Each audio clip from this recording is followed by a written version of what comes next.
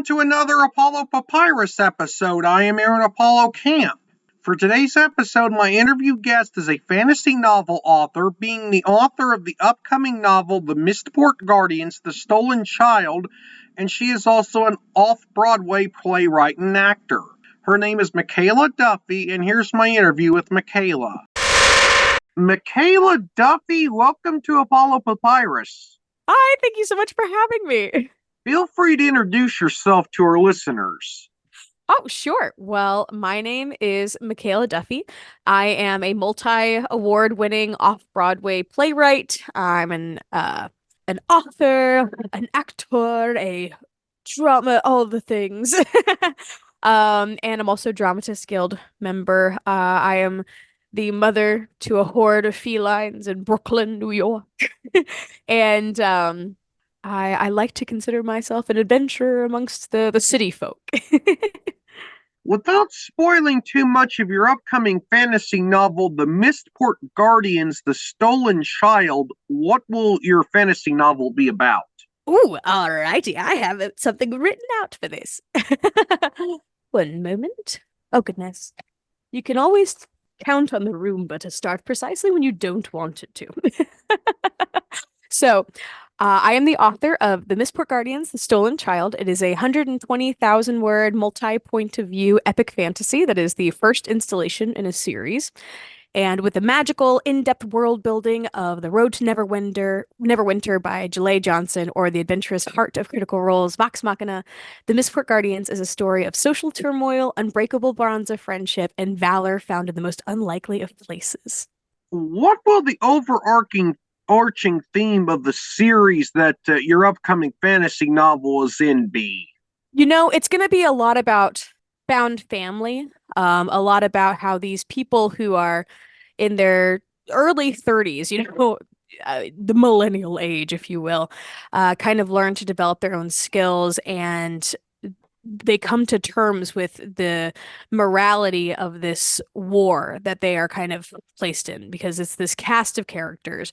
I have Nikea, this fiery swordswoman. I have Lord Darcy, the Lord of the People, Pepe, a wily rogue, and Lafayette Faygrass, a scrappy artificer. Together, they rescue a trafficked girl at a trading port and get involved in this underground rebellion that rages against this tyrannical, racist, classicist, and anti-magic empire that holds the city hostage. And so the real central theme is you don't have to be special, you just have to try. Like, if you want to change the world, you don't have doesn't have to be anything particularly exciting about you. You just have to care enough to try to change it. How has your work on getting your first book in your series, getting that published, progressed so far, and how do you hope to have it published? That's a great question, actually. So the journey thus far has been, querying out to a lot of agents. I currently am trying to get it traditionally published. I don't have I love the idea of self-publishing, and that is still kind of on my radar, but until I have, the capital to make that happen in the way I want it to happen, it's not something I'm super focused on right this second, although I love the freedom that self-publishing gives. But currently I am trying to get it traditionally published, and so I'm in the trenches, my guy. I'm in the trenches, sending out those query letters. I've been to a writing conference recently. That was a lot of fun. I made a lot of great connections. Been part of a couple of writers groups that are just so full of support and love. But really, I'm currently still in the trying to get the agent to then get the book published. Because the book, and actually the first three in the series, are all already written. So they're already written, already edited, just waiting for someone to give them a chance. And if it gets to the point where I realize that traditional publishing does not have the love for my story that I want it to have, then I'm going to try and hopefully build up enough of a fan base that self-publishing feels like a viable option for me. In addition to your work as a novelist, you are the playwright and sole actor in the off-Broadway play Star Sweeper, which ran in early 2022. That's Without correct. spoiling too much of the play, what was Star Sweeper about?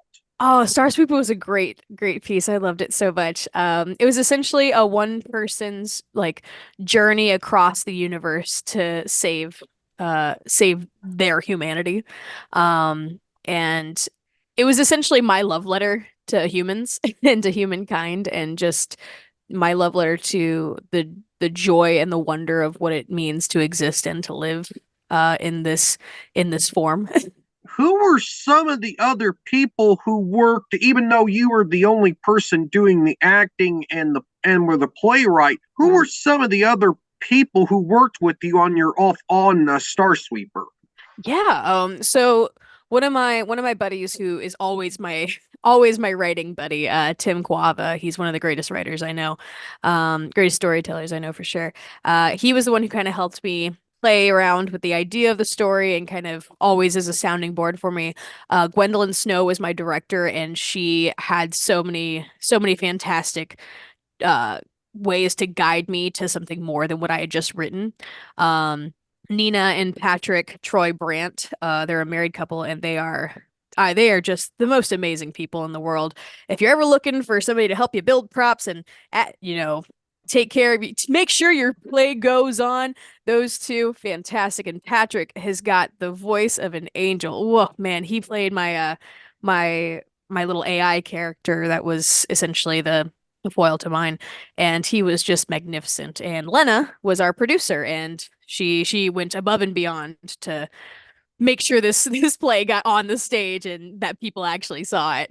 What was it like to write a play designed for only one person playing a single character?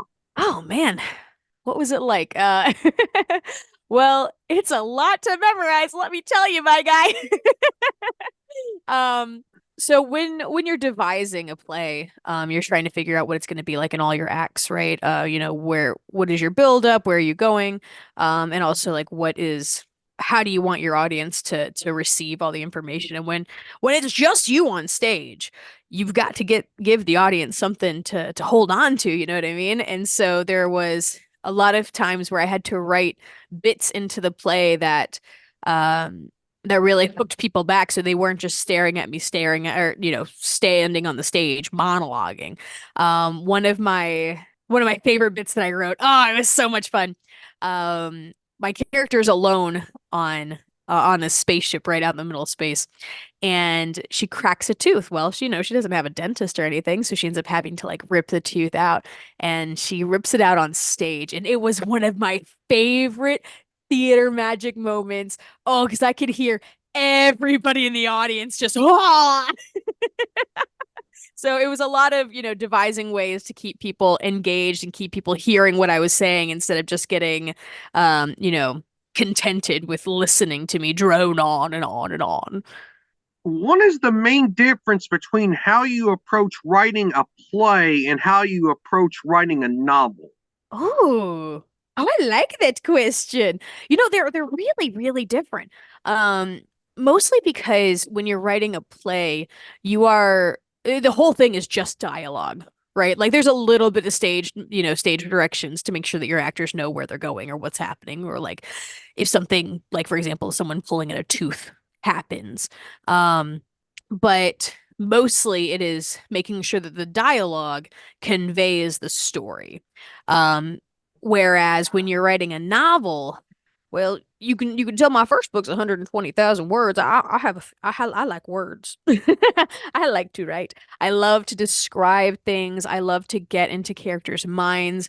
And so a majority of the book is really painting the world, painting these characters, um, making the reader feel as if they are in the shoes of the people that they're reading about, and right next to them in the sewers and running across the city. And so the way you approach it is very, very, very, very different. At least I feel like when I novel write, I get to be a lot more free and descriptive, and just um I get to be the poet that I wish I was. Whereas when I'm writing plays, I really am trying to focus on getting the point across to the audience and making sure that they, as a living entity, are receiving what I'm saying and really letting it hit. Like when you're performing a play, there are moments where you have to hold because your audience is experiencing something. And so when a regular person might just continue walking around or might continue their next line, you as an actor actually have to pause for a moment and let the room breathe and let the audience participate in it. So plays are really a dialogue between the stage actors and the audience who are receiving it. Whereas when you're writing a book, it really is this love letter to your readers. How can one use real life research for fantasy and science fiction writing projects? Oh, okay. So the research is one of my favorite things to do while writing. When I was researching Star Sweeper specifically, I wanted to make sure that it was as scientifically accurate as I can make it. My original, my original plan had been to make it very similar to like The Martian, right? Which if you've ever read The Martian by Andy Weir, it's just a bunch of science jargon. And then, the story is interwoven within it, but there's just so much science. And I wanted to make sure that I was accurate with my science and that I didn't have my main character doing anything that they wouldn't have done if they were really in the situation. Like, so for example, I couldn't have bread or crackers or anything like that on stage because things like that, things that have crumbs, would never find their way into a spacecraft because they just explode and you just get everywhere. So like me just knowing that, even though it didn't really come up in the script, was really important. What I ended up doing for Star Sweeper was I reached out to a ton of actual scientists, like real scientists. I talked to Science with Sophie, which is she's a fantastic like kids science presenter. And talked to her and a couple of her friends who were scientists down in DC and in Chicago. All of them like aerospace engineers and astrophysics scientists. I ended up speaking with a professor of astrophysics from NYU, just to kind of talk about space travel and like how it works and like the theories of what you can do to make space travel work, what a ship would look like, what kind of phenomena would happen in space that would cause a story like mine to occur, and what would the side effects of that be on the planet that this person was from. And so even though 90% of that didn't make it into the script, me as the playwright knew those things, which then informed me as the actor living those things. And so whatever your story is about, whether it be about traveling because a single degenerate type 1A supernova has, blown up 50 light years away from your planet, has caused this catastrophe, or if you're writing about, The Last of Us is all about a fungus and how that can transform with an overheated planet. Like working with actual scientists, because let me tell you, scientists want to talk to, scientists would chew off their arm for someone to ask them about their science. Reach out to professors at your local universities or to students that are in their grad program. Scientists are begging for people to just want to learn about the things that they're nerdy about, and they will give you so much information. It's really fascinating to behold, and then it informs you in a beautiful, beautiful way. In addition to Star Sweeper, what are some other plays you've been involved in some capacity? Oh, sure. Um, so I've I've won awards and written and performed in Star Sweeper. I've also written, the awards, the uh written and performing in a play called For Love, Sir, Letters of Love, Life, and Sacrifice, which was all about it was letters to and from members of the military throughout the course of American history. And so it was just this beautiful story of our service women and men, and the people that they end up leaving at home and how that affects them all. I've also been in a handful of musicals. I do love to sing. I've been in things like The Early Girl and Seussical and John and Jen in The Queen of Swords, which is about Julie d'Aubigny. If you don't know who that is, look it up. She's amazing. Um, I've been in The Odd Couple. I've been in all different kinds of stage productions, and they've just been so much fun. Um, it's been a while since I've been on stage in that kind of fun capacity. But yeah, it's been great. How important is diversity in art, whether it be writing, theater, or any other form of art? How incredibly important. Diversity is necessary in art. Um, I think that especially nowadays, like, a lot of people are talk about, oh, well, nothing's as good as the classics and stuff like that. Well, the classics is a whole bunch of dead old white guys. You know what I mean? And those are the things that people have found, not, what's the word? Superiority in. But there are so many stories of so many types of people that have been completely lost to time, mostly because nobody cared. Nobody thought that they were worth anything. And so doing all that we can nowadays to make sure that people are actually informed about what they're writing about is incredibly important. And also giving voice to people who have different experiences than we do allows other people to feel like they're actually being seen, right? So for example, I come from the perspective of a cisgendered queer white woman, right? That's the lens with which I see the world. I can never understand what it means to be a black man in this society. I can do my research, I can interview, I can, see from the societal, see from the news and everything how it affects, but I will never truly understand what it means to be that.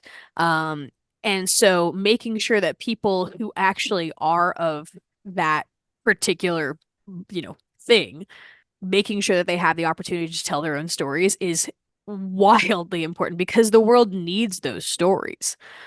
I've never seen a story of like a plus-sized woman who is not concerned with finding a man who gets to be the leader of a rebellion. I've never seen these kind of stories where like this woman just does not stop because she is so fueled by this righteousness and this need for justice, like Nike Emberblade. So that's why I had to tell that story, because that's what I needed to see in the world. And there are so many little kids and adults that need to see their story presented in the world.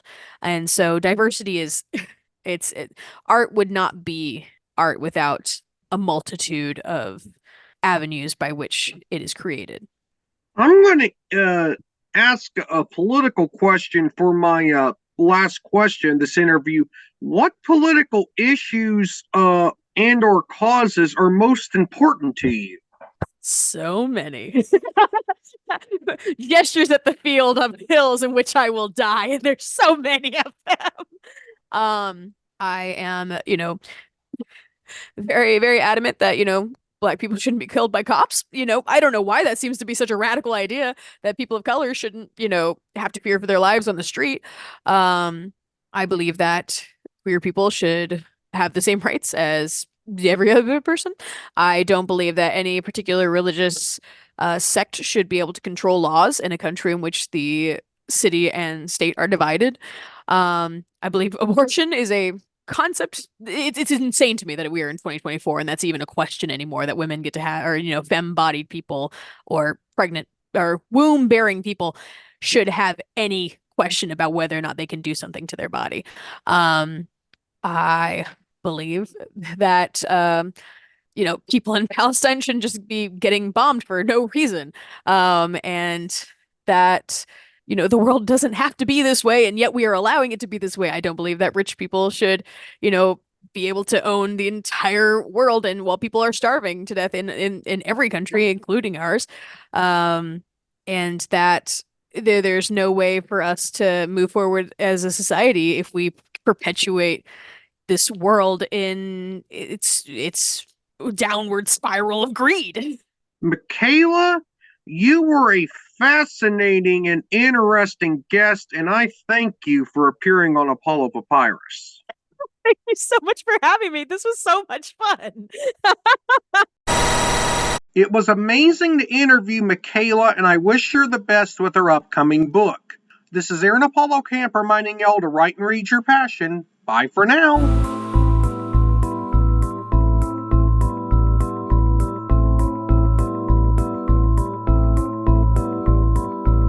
Remember to subscribe to the Apollo Papyrus YouTube channel at www.youtube.com/@ApolloPapyrus and the Apollo Papyrus Substack newsletter at apollopapyrus.substack.com. Y'all can visit the Apollo Papyrus website at campaaronapollo.wixsite.com/Apollo Papyrus and follow Apollo Papyrus on Threads, Instagram, Facebook, and Tumblr at Apollo Papyrus. Copyright 2024, Aaron Apollo Camp, all rights reserved. This podcast episode is intended for the private listening of our audience. Any reuse or retransmission of this episode without the express written consent of the podcast host is prohibited, except under fair use guidelines. Royalty-free music and sound effects obtained from https://www.zapsplat.com.